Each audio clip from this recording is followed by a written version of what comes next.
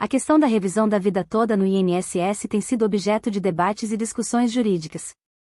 Embora eu possa fornecer informações gerais, é importante ressaltar que as decisões específicas e as possíveis consequências podem variar de acordo com a jurisdição e as circunstâncias individuais.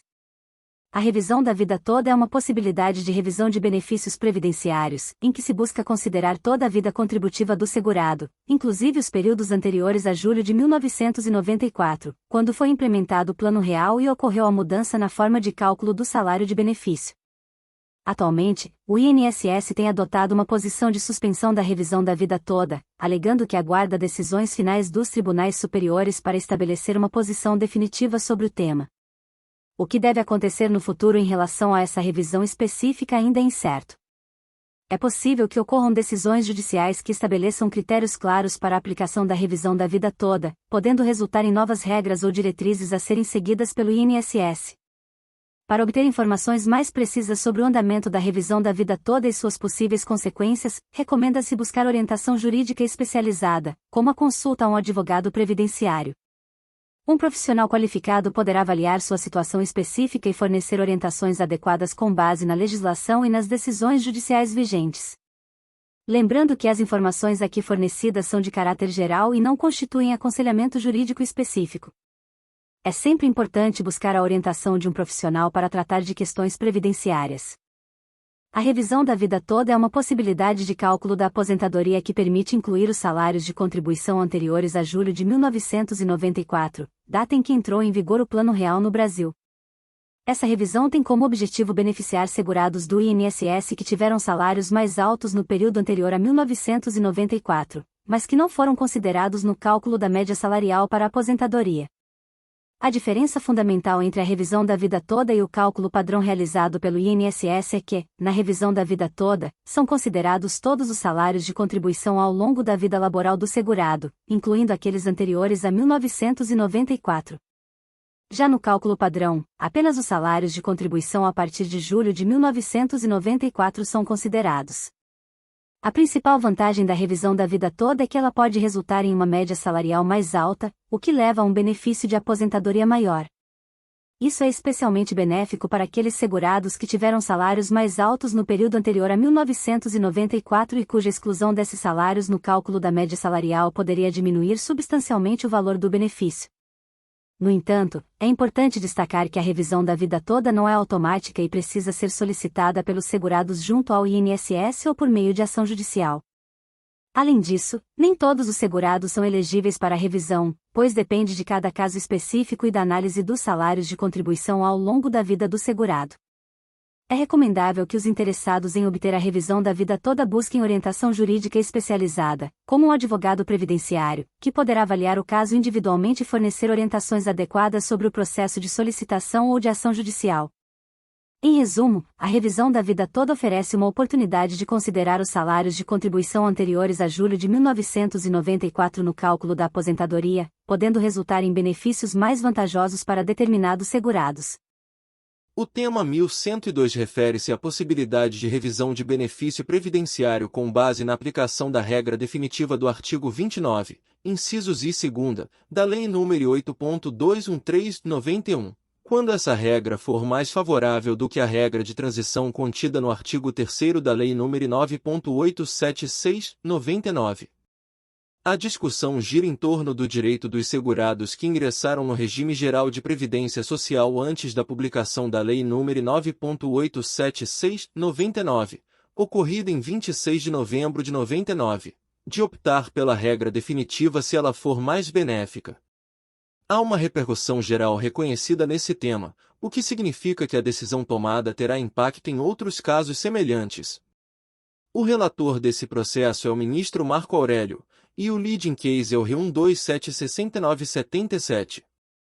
A tese fixada no julgamento desse tema é a seguinte: o segurado que implementou as condições para o benefício previdenciário após a vigência da Lei 9.876, de 26 de novembro de 1999, e antes da vigência das novas regras constitucionais, introduzidas pela S. 103/2019, tem o direito de optar pela regra definitiva, caso esta lhe seja mais favorável.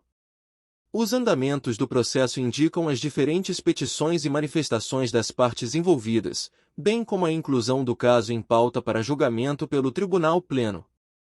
Tema 1102. Possibilidade de revisão de benefício previdenciário mediante a aplicação da regra definitiva do artigo 29, incisos I e 2, da Lei nº 8.213/91. Quando mais favorável do que a regra de transição contida no artigo 3º da Lei nº 9.876/99, aos segurados que ingressaram no regime geral de previdência social antes da publicação da referida Lei nº 9.876/99, ocorrida em 26 de novembro de 99. Há repercussão? Sim. Relator, A. Min Marco Aurélio. Leading Case. Re1276977. Descrição. Recurso extraordinário em que se discute, à luz dos artigos 2º, 5º, caput, 97, 195, 4º e 5º, e 201 da Constituição Federal, bem como do artigo 26 da Emenda Constitucional nº 103 de 19.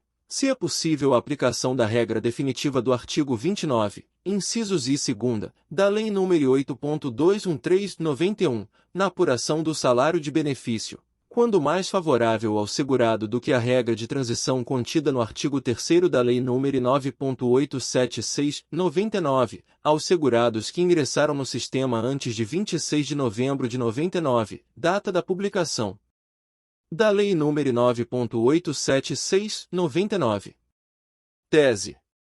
O segurado que implementou as condições para o benefício previdenciário após a vigência da Lei 9.876, de 26 de novembro de 1999, e antes da vigência das novas regras constitucionais, introduzidas pela S. 103/2019, tem o direito de optar pela regra definitiva, caso esta lhe seja mais favorável.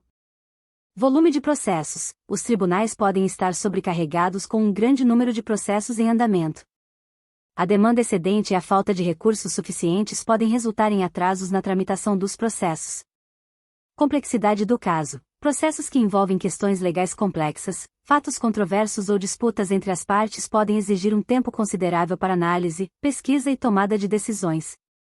Recursos e procedimentos. O sistema judicial oferece diferentes níveis de recursos, como apelações e recursos extraordinários, que permitem que as partes contestem as decisões judiciais. Esses recursos adicionais podem levar tempo, uma vez que requerem análise e julgamento de instâncias superiores. Diligências e provas, a coleta de evidências, a realização de perícias, as oitivas de testemunhas e outras diligências podem levar tempo, especialmente quando as partes envolvidas precisam apresentar suas posições e contestações. Negociações e acordos. Em alguns casos, as partes podem buscar acordos extrajudiciais ou negociações antes de prosseguir com o processo judicial. Essas negociações podem prolongar o processo, já que envolvem discussões, propostas e contrapropostas. Recursos limitados. Os recursos disponíveis para o sistema judicial, como juízes, funcionários e infraestrutura, podem ser limitados, o que pode afetar a eficiência e a velocidade dos processos. É importante destacar que cada caso é único, e o tempo de duração de um processo pode variar significativamente de acordo com a complexidade, os recursos disponíveis, o número de partes envolvidas e outros fatores. Além disso, mudanças nas leis e regulamentos também podem afetar a velocidade dos processos. Se você está envolvido em um processo e está preocupado com a demora, é recomendável consultar um advogado especializado, que poderá fornecer informações mais precisas e orientações adequadas com base nas circunstâncias específicas do caso. A situação da revisão da vida toda no INSS continua em constante evolução e pode variar de acordo com o andamento de processos judiciais e decisões dos tribunais. Embora seja difícil prever exatamente o que acontecerá no futuro, existem algumas possibilidades a serem consideradas. Decisões judiciais. Novas decisões judiciais podem ser proferidas em diferentes instâncias, como tribunais regionais e superiores, estabelecendo precedentes e diretrizes sobre a revisão da vida toda. Essas decisões podem afetar a forma como o INSS avalia e processa os pedidos de revisão. Mudanças na legislação. É possível que haja mudanças na legislação previdenciária que estabeleçam regras mais claras e abrangentes sobre a revisão da vida toda. Essas mudanças podem ser implementadas por meio de leis ou decretos que visam regularizar a situação e fornecer orientações específicas. Negociações e acordos. O INSS e as partes interessadas, como associações de beneficiários ou advogados previdenciários, podem buscar negociações e acordos para resolver a questão da revisão da vida toda de forma mais ampla. Esses acordos podem resultar em diretrizes específicas sobre como o INSS irá proceder em relação aos pedidos de revisão. Tramitação dos processos. Os processos judiciais relacionados à revisão da vida toda podem seguir seu curso normal, passando por diferentes instâncias e tribunais.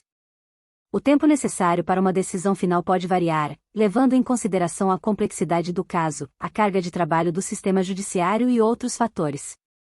É importante ressaltar que as informações aqui fornecidas são baseadas no conhecimento atual e podem estar sujeitas a alterações. Para obter informações atualizadas e precisas sobre a revisão da vida toda e suas possíveis consequências, é altamente recomendável buscar aconselhamento jurídico especializado.